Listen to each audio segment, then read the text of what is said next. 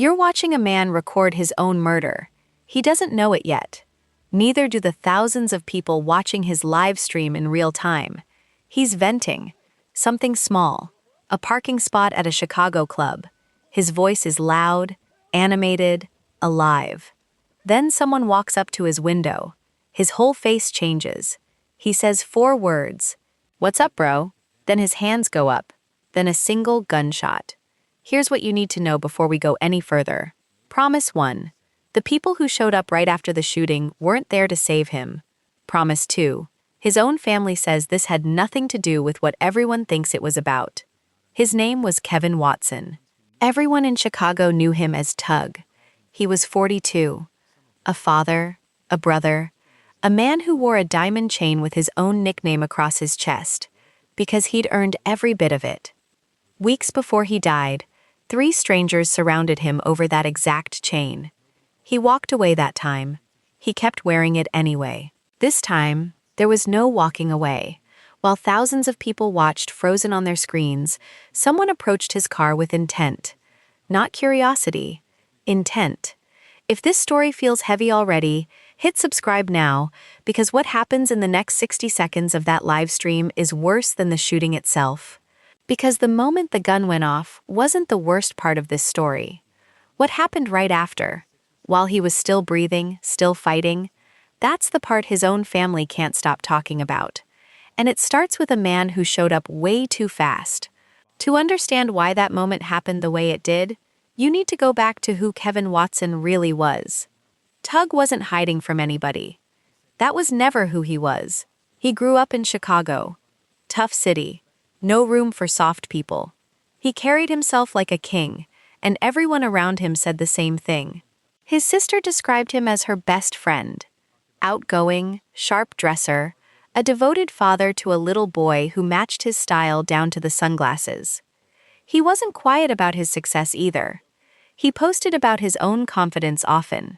He once wrote that he never feared a soul walking this earth. Remember that line. It matters later. Weeks before the shooting, 3 young men approached him at a gas station. They asked about his chain, priced it, then came back with backup, circling him. Tugg didn't run. He stood there, calm, then walked away untouched. But instead of staying quiet, he posted about the whole thing publicly. He named the location. He ended the post with a warning. This isn't sugar, it's salt. Then he kept wearing the chain anyway. That decision says everything about him. He wasn't going to shrink himself for anyone. On the day he died, he stopped by a cousin's job at a liquor store. Ordinary visit. Nothing unusual. Minutes earlier, his brother had handed him $2,000 in cash. He watched Tugg pull away. That was the last time he saw him alive. Then Tugg parked on Madison Street, pulled out his phone, and went live. Window down, door unlocked. Phone up. Fully visible, fully distracted. Promise 1 delivered. Viewers later noticed a car sitting still in the reflection of his sunglasses. Watching. Waiting. He had no idea he was already being watched. He just kept talking about parking spots. He'd survived 1 warning already. This time, there wouldn't be a second chance. Someone walks toward his car. You can see it change his face instantly. His hands shoot up. He says it twice. "What's up, bro?" Then he says, "Hell no," and scrambles out of the car. 1 gunshot. The camera shakes. A car speeds off. A friend who witnessed it says the man followed Tugg on foot, pulled a gun, and Tugg tried to wrestle it away before it went off. Here's Promise 2, delivered right now. His brother says the chain everyone's talking about was never the real motive at all. Here are 5 things that don't add up about that night. 1. A man showed up at his car during the live stream and handed him something before walking away. 2. Someone who identified himself as Tugg's own cousin appeared within seconds of the gunshot. 3. That same man didn't call for help. He said not to touch anything and started searching the car. 4. A close friend held Tugg's hand as he was dying, and Tugg never squeezed back.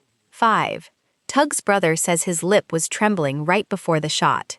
Not from fear of a stranger, from recognizing exactly who was standing there.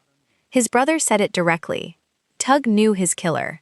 And according to the family, the chain was never the point. It was cover. A story to point to so the real motive stayed hidden.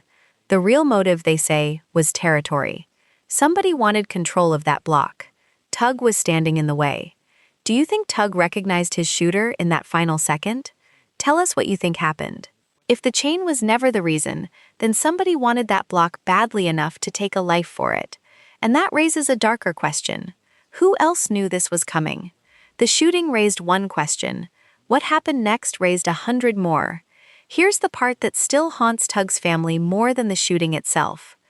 While he lay on the ground fighting to breathe, some of the people standing over him weren't helping him at all.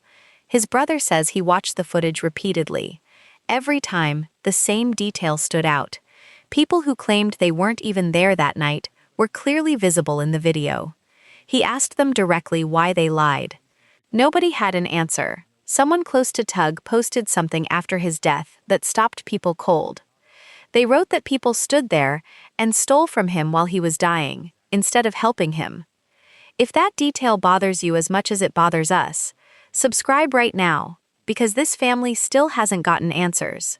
Police reportedly still have Tugg's phone and his jewelry. His family says they've heard nothing since the day he died. No updates, no calls, no answers. No one has been arrested, no one has been charged. The case went cold, but his brother never did. He kept posting daily. He kept wearing his brother's chain. He even released a song in his memory.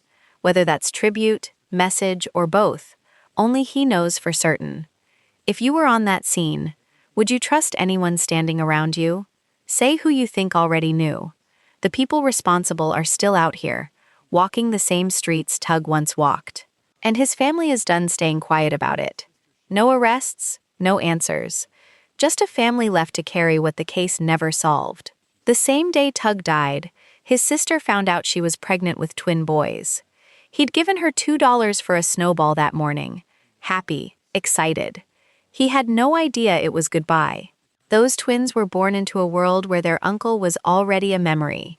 His family still celebrates his birthday, still posts his photos, still refuses to let his name fade the way the case did. He once wrote that he didn't fear a soul walking this earth. He meant it as strength. In the end, it became the sentence that defined how his story ended. No arrests, no charges, no public answers. Just a family still speaking, still waiting, still refusing to go quiet. If this story moved you the way it moved us, hit subscribe now, because keeping his name alive is the only justice his family has right now. The streets know what happened that night. His family knows too. Do you think Tugg Watson will ever get justice? Say his name in the comments below. Somebody out there knows exactly what happened on that block. The only question left is whether they'll ever say it out loud.